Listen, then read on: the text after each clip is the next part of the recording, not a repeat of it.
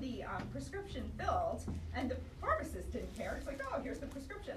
And if you know a little bit about depression, oftentimes it takes a couple of weeks for an antidepressant to start working, right?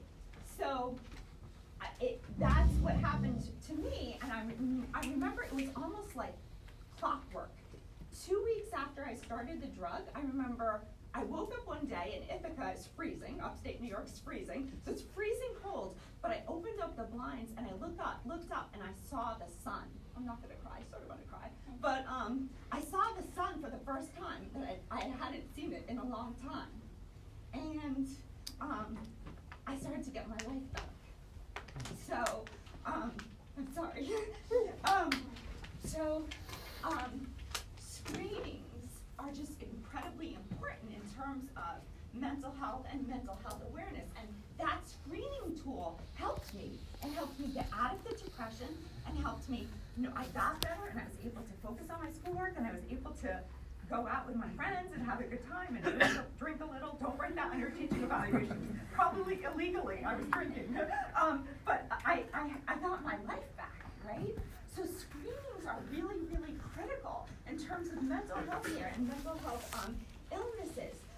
What are other screenings, but also I think, Erica, you mentioned treatment, right? Actual treatment. So for me, in my case, like a lot of drugs can help, right? Treat things like depression, schizophrenia, anxiety, okay? All of those things are really, really important. Also, what's really important, if the psychological explanation of crime is true, therapy, right? Whether that's like weekly therapy, whether there are a whole bunch of types of therapy that is out there that can potentially help individuals, okay? And so if we have, these types of treatments, it's kind of parallel to this. What do we need, Jonathan, if we want these specific types of treatments? What did you say we need? Excellent healthcare policy that covers mental health issues. Excellent mental health care.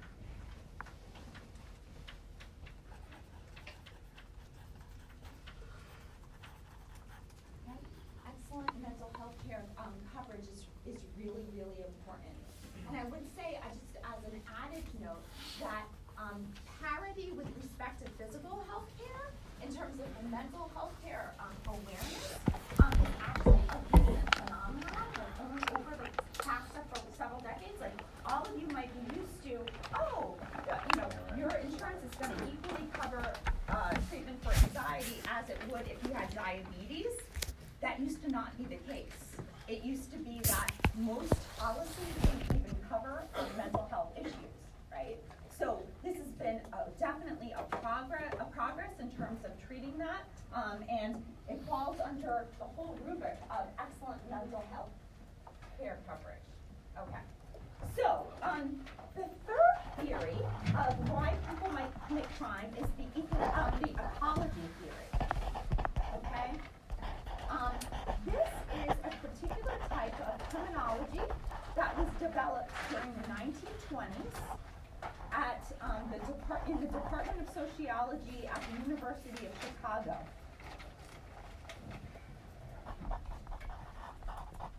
It's also therefore called the Chicago School of Sociology. And so what do we mean by ecology? Ecology is the study of relationships between organisms and their environment. Ecology is the study of relationships between organisms and their environments. And so what this theory says is it attempts to explain crime by looking at where people live and whether there's a lot of disorder or lawlessness where people live, and using that type of environment to explain why people commit crime. So it looks at the environment, whether that environment is disordered or lawless, and uses that environment to explain why people commit crime. So there's not, in this explanation, there's not a focus on the people themselves as faulty. The focus of this particular explanation is on the environment. And the idea is that people who live in more lawless or disordered types of neighborhoods are more likely to commit crimes due to their environment than people who live in more ordered types of environments, where lawlessness is not an issue. So in the ecology framework, the primary cause of crime is disorganization, disorganized or lawless neighborhoods.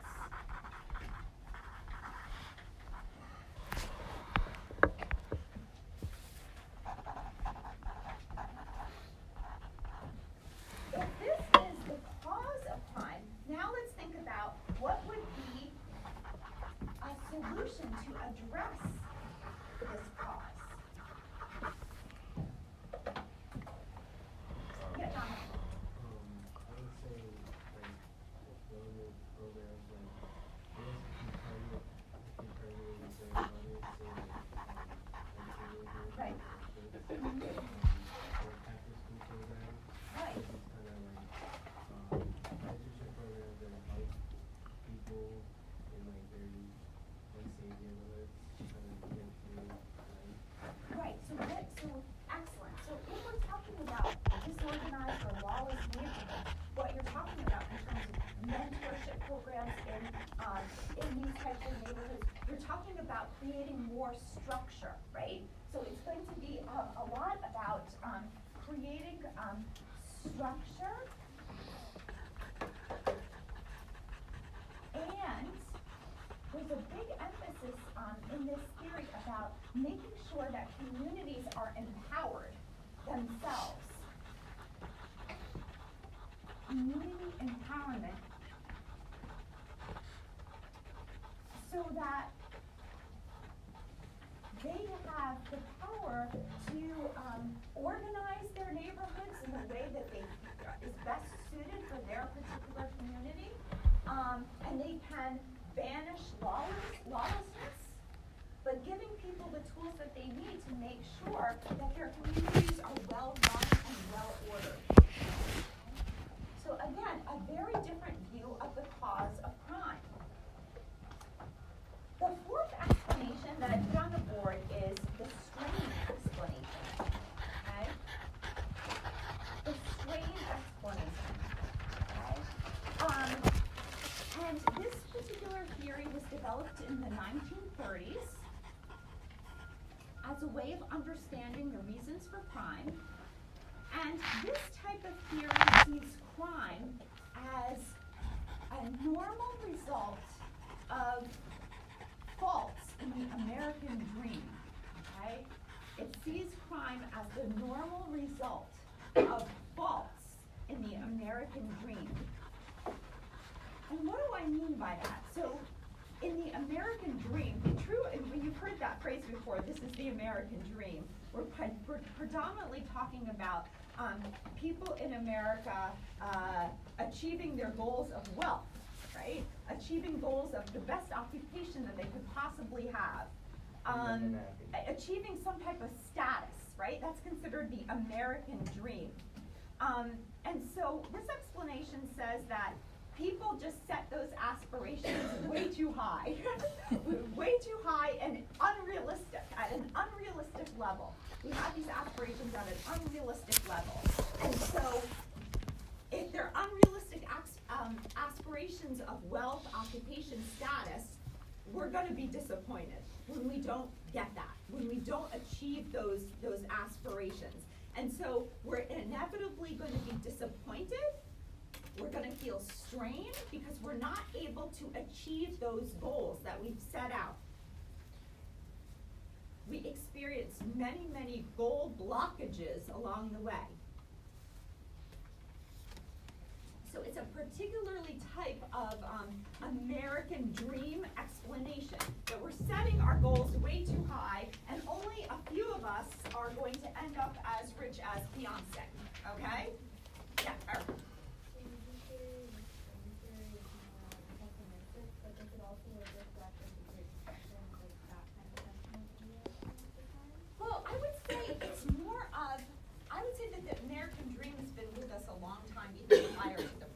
right? Like the people ending up settling in the United States, wanting a better life for themselves and saying anything's possible in America, right? We have this whole, it's a cultural theme. So I would say from the beginning of the nation, that's kind of been in our minds as what we can achieve as Americans. And so by strain, we were talking about predominantly economic goal blockages.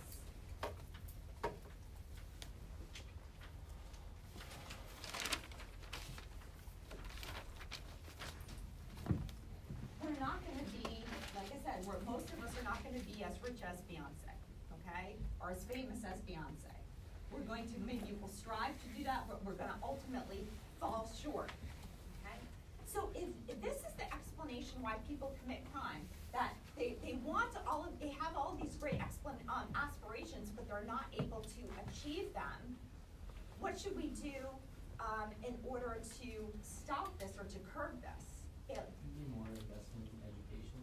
And more investment in education, increased opportunities for people. So excellent. So we want to increase opportunities.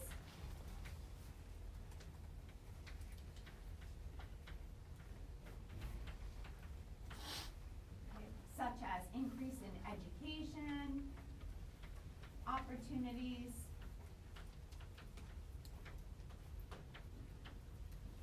job opportunities, all of those things that we want to open up for people so they can, in fact, have a greater likelihood of achieving their dreams. The next theory is the control theory. Learning.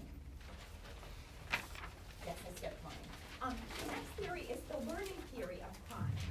And this developed during the 1940s in the United States. And it's very simple, very simply defined as peer influences on people's lives lead them to commit crime. Okay?